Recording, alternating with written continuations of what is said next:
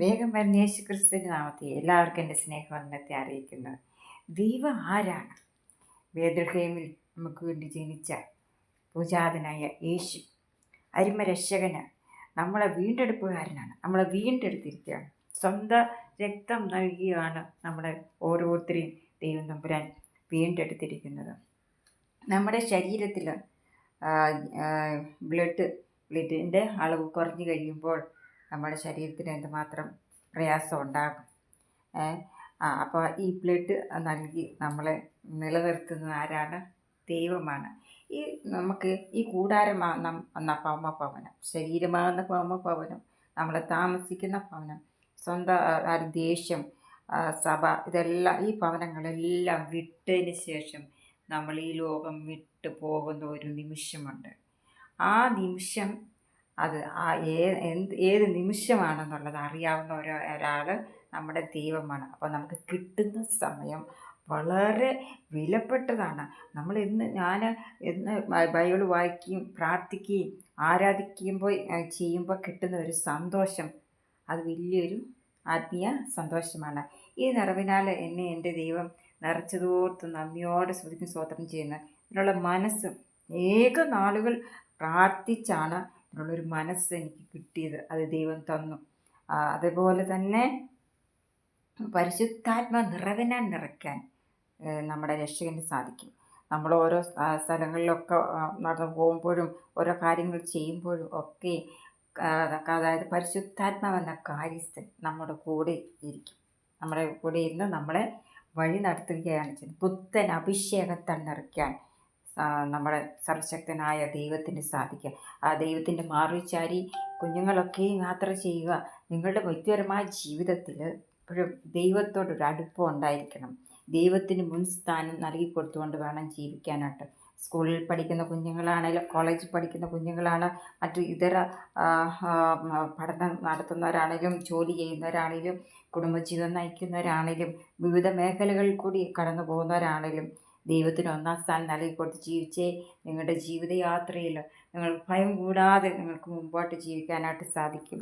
ഇതെല്ലാം കഴിഞ്ഞതിന് ശേഷം നമ്മൾ ഇതെല്ലാം വിട്ട് ദൈവസന്നിധിയിലേക്ക് ദൈവം വിളിക്കുമ്പം പോകേണ്ടുന്നവരാണ്. അതുകൊണ്ട് ദൈവം നമ്മളിൽ നിന്ന് ആഗ്രഹിക്കുന്ന അളവിനാൽ നമ്മൾ ഓരോരുത്തരും ആയി തീരണം, ഞാൻ ഉൾപ്പെടെ. അപ്പോൾ എന്താ ആത്മീയ കാര്യങ്ങൾ നമ്മൾ ദൈവത്തോട് ചോദിച്ചതിന് ശേഷം നമ്മളത് ചെയ്യുക. അപ്പോൾ ദൈവം ഒരു കൊച്ചു കുഞ്ഞ് നിങ്ങൾക്ക് ലഭിച്ചു കഴിയുമ്പോൾ അതിനെ ആത്മീയതയിലും ഭൗതികതയിലും ആ കുഞ്ഞിനെ നല്ല രീതിയിൽ മാതാപിതാക്കൾ വളർത്തി കഴിയുമ്പോൾ ആ ജനിച്ചു വളർന്ന ആ കുഞ്ഞ് അനേകർക്ക് ആശ്വാസമായി തീരുന്നു, വിടുതലായി തീർന്നു ജീവിക്കുമ്പോൾ നിങ്ങൾക്കും ലഭിക്കുന്ന ഒരു ആശ്വാസം, വിടുതലുണ്ടല്ലോ. ഈ സമാധാനം ആര് നൽകിത്തരും? ദൈവം തമ്പുരാൻ നൽകിത്തരും. ഈ സമാധാനം വേണോ? ദൈവത്തിൽ ആശ്രയിച്ച് നമ്മൾ ഓരോരുത്തരും ജീവിച്ചെങ്കിൽ സമാധാനത്തെ നമുക്ക്, അതായത് ഞാൻ സമാധാനത്തോടെ കിടന്നുറങ്ങും, നീയല്ലേ യഹോവ എന്നത്. അപ്പോൾ യഹോവ നിർഭയം വസിക്കുമാറാക്കിയെങ്കിൽ മാത്രമേ നമുക്ക് സമാധാനത്തോടുകൂടി കിടന്നുറങ്ങാൻ സാധിക്കത്തുള്ളൂ. അപ്പോൾ ഒരു സമാധാനം നമുക്ക് ലഭിക്കണമെന്നുണ്ടെങ്കിൽ നമുക്ക് ദൈവത്തിൽ ആശ്രയിച്ച് ജീവിച്ചെങ്കിൽ മാത്രമേ സാധിക്കത്തുള്ളൂ. നമുക്ക് രോഗം വരുമ്പോൾ, നമ്മുടെ ശരീരത്തിന് ക്ഷീണം വരുമ്പോൾ, മറ്റ് പ്രയാസങ്ങൾ വരുമ്പോൾ എപ്പോഴും നമ്മുടെ കൂടെ ഇരുന്ന് നമ്മളെ ആശ്വസിപ്പിക്കാനാണ് നമ്മുടെ അരിമരക്ഷകൻ നമ്മൾക്ക് ഓരോരുത്തർക്കും ഉണ്ട്, എന്നും ഉണ്ട്. ഈ ലോകത്തിൽ മാതാപിതാക്കളൊക്കെ നമ്മളെ കരുതി സ്നേഹിക്കുകയും നല്ല രീതിയിൽ വളർത്തുകയും ചെയ്യും. അവർ എന്നും നമ്മുടെ കൂടെ കാണത്തില്ല. പക്ഷെ എന്നും കാണുന്ന ഒരാളാണ് നമ്മുടെ അരിമ രക്ഷകന്. അതുകൊണ്ട് കർത്താവിൻ്റെ വചനം എല്ലാം വായിക്കണം. അത് കർത്താവിനെ ഉൾക്കൊള്ളുകയാണ് നമ്മൾ ചെയ്യുന്നത്. അതിന് ഒരുപാട് പൊരുളുകൾ കാര്യങ്ങളുണ്ട്. നമുക്കറിയാവുന്ന രീതിയിൽ നമ്മളത് വായിക്കുക. ആ വായിച്ചാൽ തന്നെ നമുക്കൊരു സംതൃപ്തിയാണ് ലഭിക്കുന്നത്. കർത്താവിനോട് പ്രാർത്ഥിക്കുക. അതെല്ലാവർക്കും ചെയ്യാവുന്ന കാര്യമാണ്. ബൈബിൾ വായിക്കാനും പ്രാർത്ഥിക്കാനും ആരാധിക്കാനും ദൈവസന്നിധി കടന്നു പോകുവാനും ഒക്കെ നമുക്ക് എല്ലാവർക്കും ചെയ്യാവുന്ന കാര്യമാണ്. നമ്മൾ ദൈവസന്നിധി പോയിരുന്നൊന്ന് പ്രാർത്ഥിച്ച് നോക്കി എന്തൊരു വിടുതലാണ് നമുക്ക് ലഭിക്കും. എന്തൊക്കെ പ്രയാസമുണ്ടോ നമ്മുടെ ആ മുറിയിലേക്ക് കയറിയിരുന്ന് സ്വർഗത്തെ നോക്കി വഹിക്കുന്നതിനുള്ള കഴിവ് എനിക്ക് തരണേ. കരഞ്ഞ് പ്രാർത്ഥിക്കണം. കുഞ്ഞുങ്ങൾക്ക് വേണ്ടി മാതാപിതാക്കൾ പ്രാർത്ഥിക്കണം. കുഞ്ഞുങ്ങളെ സ്നേഹിക്കണം, കരുതണം. മാതാപിതാക്കളെ സ്നേഹിക്കുകയും കരുതുകയും ചെയ്യണം. കുഞ്ഞുങ്ങൾ കുടുംബ ജീവിതം നയിക്കുന്നവരും പരസ്പര സ്നേഹത്തോടും സഹകരണത്തോടും സന്തോഷത്തോടും കൂടി സമാധാനത്തോടു കൂടി ജീവിച്ച് നോക്കിക്കേ. നിങ്ങൾക്ക് ലഭിക്കുന്ന തലമുറയെ നിങ്ങൾ അപ്രകാരം വളർത്തി നോക്കിക്കേ. ആത്മീയതയിലും ഭൗതികതയിലും നല്ല മുന്നേറി ജീവിക്കുന്ന തലമുറയെ വാർത്തെടുക്കുവാനായിട്ട് സാധിക്കും. കുഞ്ഞുങ്ങൾ രക്ഷകനിലേക്ക് നോക്കി ജീവിക്കുക. തീർച്ചയായിട്ടും നിങ്ങളുടെ ജീവിതയാത്രയിൽ ദൈവം കൂടിയിരുന്ന് വാഹനം ഓടിക്കുന്ന കുഞ്ഞുങ്ങളുണ്ട്. അവരെ നിയന്ത്രിച്ച് നിർത്താൻ സർവ്വശക്തനായ ദൈവത്തിന് സാധിക്കും. ജോലി ചെയ്യുന്ന കുഞ്ഞുങ്ങളുണ്ട്. അതേപോലെ തന്നെ പഠിക്കുന്ന കുഞ്ഞുങ്ങളുണ്ട്. അങ്ങനെ കർത്താവിന് വേല ചെയ്യുന്ന കുഞ്ഞുങ്ങളുണ്ട്. ഇവരെല്ലാം നിയന്ത്രിച്ച് നിർത്തുവാനായിട്ട് സർവ്വശക്തനായ ദൈവത്തിന് സാധിക്കും.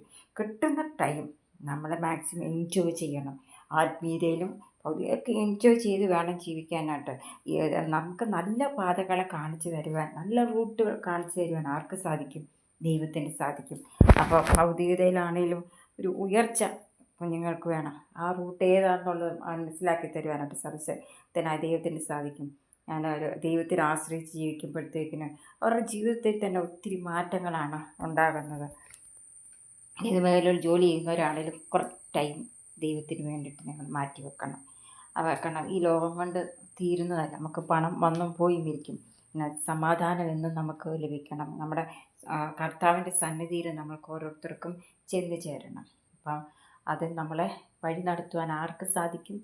ദൈവത്തിന് സാധിക്കും. സമാധാനത്തോടു കൂടി ജീവിക്കുക, സന്തോഷത്തോടു കൂടി ജീവിക്കുക, ദൈവത്തിൽ ആശ്രയിച്ച് ജീവിക്കുക, ദൈവവചനം വായിക്കുക, ദൈവത്തിൽ സന്തോഷിക്കുക, മറ്റുള്ളവരുടെ നമ്മുടെ ദൈവത്തെക്കുറിച്ച് പറയുക. ഇതെല്ലാം ചെയ്തു കഴിയുമ്പോൾ നമുക്ക് കിട്ടുന്നൊരു സന്തോഷം തരാം. അത് എന്നേക്കും നിലനിൽക്കുന്ന സന്തോഷം. ഞാൻ ഉൾപ്പെടെ ഇതെല്ലാം ചെയ്യേണ്ട കാര്യങ്ങളാണ്. ഞാൻ ചെയ്തിട്ടേ പറയാൻ പറ്റത്തുള്ളൂ. ഞാൻ ബൈബിൾ വായിക്കണം, ഞാൻ പ്രാർത്ഥിക്കണം, ഞാൻ ആരാധിക്കണം, ഞാൻ ദൈവസന്നിധിയിൽ പോകണം, ഞാൻ മറ്റുള്ളവർക്ക് വേണ്ടി പ്രാർത്ഥിക്കണം. ഇതെല്ലാം ഞാൻ ചെയ്യേണ്ട കാര്യങ്ങളാണ്. അത് ഞാൻ ചെയ്യുന്നുണ്ടോ എന്നുള്ളത് നോക്കാൻ ഒരാളുണ്ട്. ഞാൻ എന്ത് കാര്യം ചെയ്യുന്നു നോക്കാനായിട്ട് ഒരാളുണ്ട്, എൻ്റെ കർത്താവ്. ഈ കർത്താവ് നിങ്ങൾ ഓരോരുത്തരെയും വഴി നടത്തട്ടെ. ആത്മീയതയിലും ഭൗതികതയിലും എല്ലാവരും മുന്നേറി ജീവിക്കുക. കർത്താവിൻ്റെ കൃപകളാൽ നിറഞ്ഞ് മുമ്പോട്ട് പോവുക. ലോമലം ദൂതന്മാരെ കാവിലെത്തി രക്തം കൊണ്ട് മുദ്രയിട്ട് സൂക്ഷിക്കാൻ സർവശക്തനായ ദൈവത്തിന് സാധിക്കും. എല്ലാവരും, എന്നെ കേൾക്കുന്ന എല്ലാവരും ഞാൻ സമർപ്പിച്ച് പ്രാർത്ഥിക്കുന്നു. എന്നെ ഓർത്ത് എല്ലാവരും പ്രാർത്ഥിക്കുക. God bless you. ദൈവം തമ്പുരാൻ നിങ്ങളെല്ലാവരും അനുഗ്രഹിക്കട്ടെ, മാനിക്കട്ടെ. സ്തോത്രം.